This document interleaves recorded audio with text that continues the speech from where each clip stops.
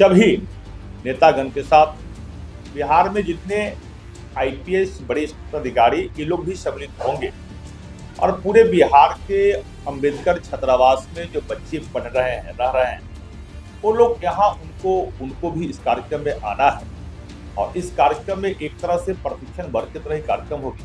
और नमस्कार, आप देखना शुरू कर चुके हैं लाइव सिटीज को। मेरा नाम अभिषेक है। बिहार में एक तरफ जहां सत्ता परिवर्तन होना है, आपको बता दें कि बिहार को नया मुख्यमंत्री इसी सप्ताह मिल सकता है। ऐसे में एक बड़ा कार्यक्रम बिहार सरकार की ओर से भी किया जाएगा और भारतीय जनता पार्टी की ओर से भी बाबा साहेब भीमराव अंबेडकर की जयंती समारोह का आयोजन किया जाएगा और ये कार्यक्रम 13 और 14 को चलेगा। 13 को पटना में समागम का आयोजन है।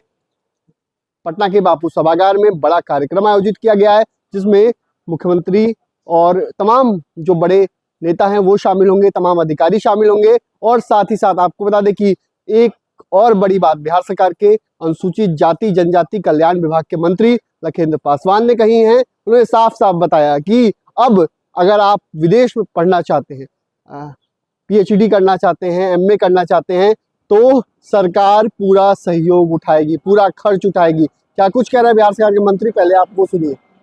नमस्कार, आप सभी मीडिया के साथी को धन्यवाद देते हैं प्रथम बार मेरे यहाँ आने पर। दो विषय पर मुझे केवल चर्चा करना है। एक तो 14 अप्रैल के बाबा साहब डॉक्टर भीमराव अंबेडकर जी की जयंती समारोह है। भारत रत्न बाबा साहब जिन्होंने इस देश को संविधान दिया, पूरी भारतीय जनता पार्टी मना रही है, पूरे देश मना रही है, बूथ स्तर पर भाजपा मना रही है इस कार्यक्रम को। लेकिन सरकारी स्तर पर जिस विभाग के मैं मंत्री हूँ, अनुसूचित जाति अनुसूचित जनजाति कल्याण विभाग के माध्यम से बाबा साहब डॉक्टर भीमराव अंबेडकर जी के जयंती के पूर्व संध्या पर 13 अप्रैल को ही पटना के बापू सभागार में हम सब लोग सरकारी कार्यक्रम के तहत डॉक्टर भीमराव अंबेडकर समग्र शिक्षा समागम कार्यक्रम है।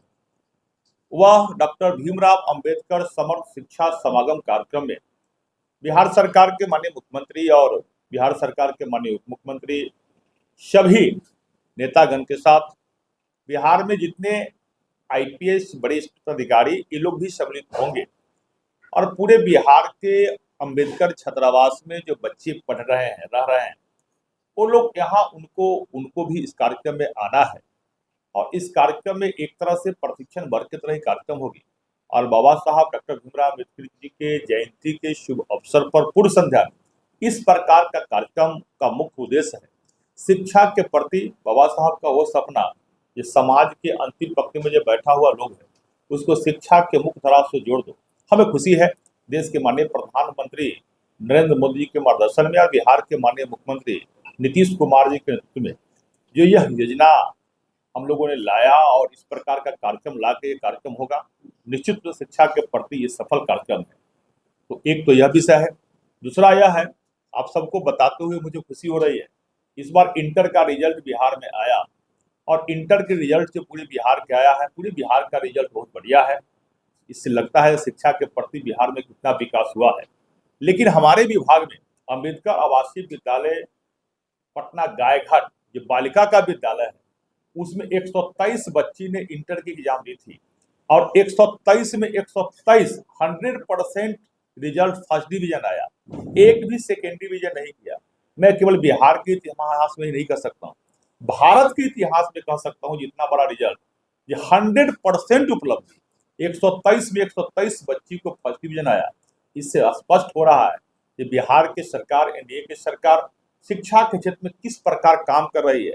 जो बिहार चरवाहा विद्यालय के नाम से 90 के दशक में बदनाम था, वह बिहार को आज परिदृश्य कितना बदल गया है शिक्षा के क्षेत्र में। यह दो विषय था। और तीसरा एक विषय है जो भारत सरकार ने एक स्कीम लागू की है, नेशनल ओवरसीज स्कॉलरशिप।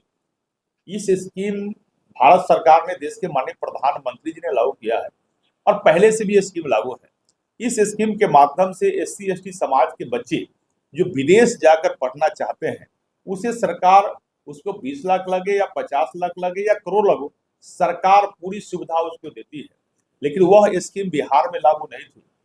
इसी बीच में जब हम लोगों ने बीच में जाकर भारत सरकार के माननीय मंत्री डॉक्टर वीरेंद्र जी से बात करके बैठक किया था और हमने प्रस्ताव भारत सरकार को दिया था वह बिहार में भी ये स्कीम लागू हो।